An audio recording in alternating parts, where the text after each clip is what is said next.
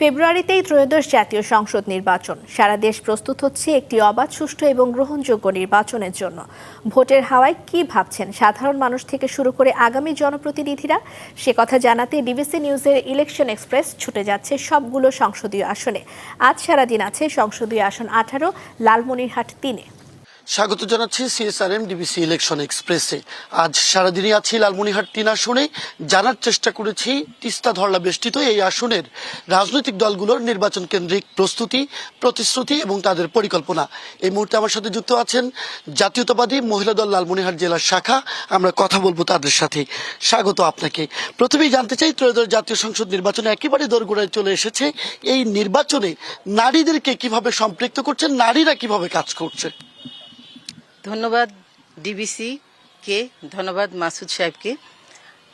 আমরা বাংলাদেশ জাতীয়তাবাদী মহিলা দল, আমরা নারীরা কিভাবে কাজ করছি, আপনি যেভাবে প্রশ্নটা করলেন এটা তো আসলে একবারই এটার জবাব দেওয়া যাবে না।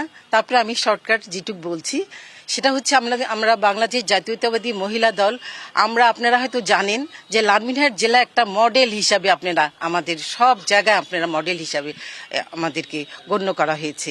সেই কারণে আমাদের মহিলা দল, আমরা তৃণমূল পর্যায় থেকে আপনারা খোঁজ নিয়ে দেখবেন আমাদের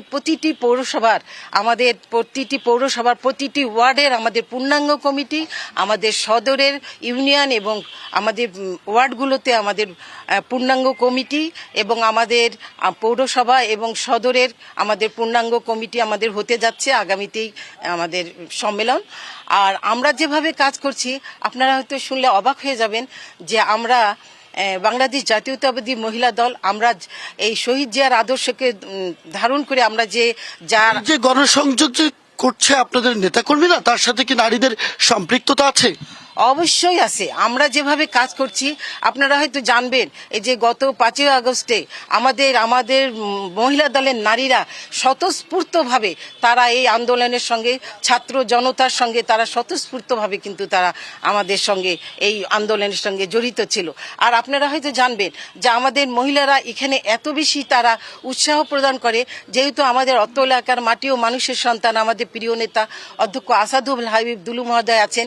তিনি যেমন সারা দিন রাত মাটি ও মানুষের সঙ্গে মিশে থাকেন, আমাদেরকেও তিনি ওইভাবেই উদ্বুদ্ধ করেন এবং আমরা ওনার অনুপ্রেরণায় আমরা দিন রাত কিন্তু আমরা সবসময় তার অনুপ্রেরণায় একটি মডেল দলে পরিণত হয়েছে। আমরা একটু কথা বলতে চাই সাধারণ সম্পাদিকা আঞ্জুমান আরা শাপলার সাথে। একটু জানতে চাই, বিগত সময়ে এই যে ফ্যাসিস্ট বিরোধী আন্দোলন আমরা দেখেছি, এই আন্দোলনে আপনাদের মহিলা দলের কি অবদান ছিল? আমরা মহিলা দল লালমনিরহাট জেলা মহিলা দলের আমরা যারা নেতৃবৃন্দ রয়েছি, আমাদের ওয়ার্ড, ইউনিয়ন এবং প্রত্যেকটা খাতে আমাদের কিন্তু মহিলারা খুব একনিষ্ঠ। আপনারা অনেকেই জানেন যে 2000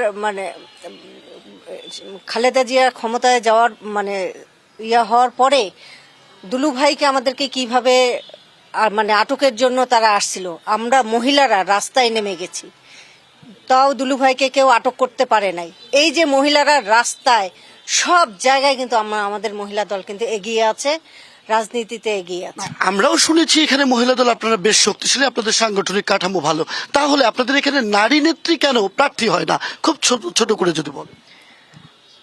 যেমন আমি 2014 থেকে 19 সাল পর্যন্ত এই ফ্যাসিস্ট সরকারের আমলে কিন্তু আমি মহিলা ভাইস চেয়ারম্যান হিসেবে নির্বাচিত হয়ে আমি কিন্তু 5 বছর ক্ষমতায় ছিলাম। তা কথা হচ্ছিল, এই যে ফ্যাসিস্ট আওয়ামী লীগের সরকারের সঙ্গে আমরা কিন্তু যুদ্ধ ঘোষণা করে কিন্তু আমরা নির্বাচিত হয়ে কিন্তু উপজেলা ভাইস চেয়ারম্যান হিসেবে আমি ছিলাম। আমরা স্থানীয় নির্বাচনগুলোতে আপনারা অংশগ্রহণ করছেন, জাতীয়তেও করবেন। আরেকটি বিষয় জানতে চাই, আপনি বলছিলেন আসাদুল হাবিব দুলু যে তিনি যখন তাকে আটক করার একটি পরিকল্পনা চলছে, আপনারা নারীরা রাস্তায় বেরিয়েছিলেন।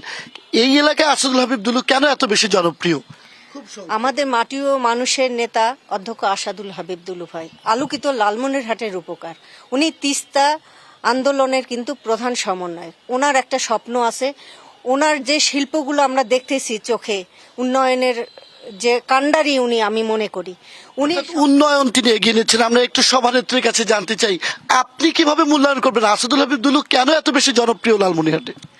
আপনারা তো জানেন উনি উনি ওনার পরিবারকে যতটুকু সময় দেয় তার সম্পূর্ণ ওনার জীবনের অধিকাংশ সময় উনি রাজনীতির পিছনে ব্যয় করেছেন। ওনার জীবনের সমস্ত সময় বলতে গেলে উনি এই রাজনীতির পিছনে সময় দিয়েছেন। আর উনি এত জনপ্রিয় কেন হবে না? উনি আমাদের এই লালমনিরহাট জেলায় আপনারা তো জানেন যে প্রত্যেকটা অঙ্গ সংগঠন তো আছেই। উনি নাপিত সংগঠন আছে আমাদের এইখানে, অন্যান্য অনেক ছোট ছোট ভিক্ষুকদের পর্যন্ত একটা উনি সংগঠন করেছেন।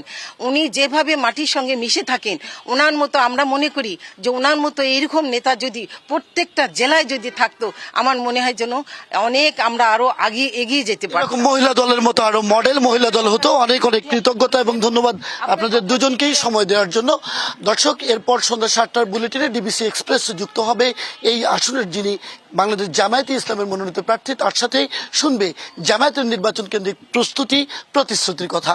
থাকুন CSRM ডিবিসি ইলেকশন এক্সপ্রেসের সাথে।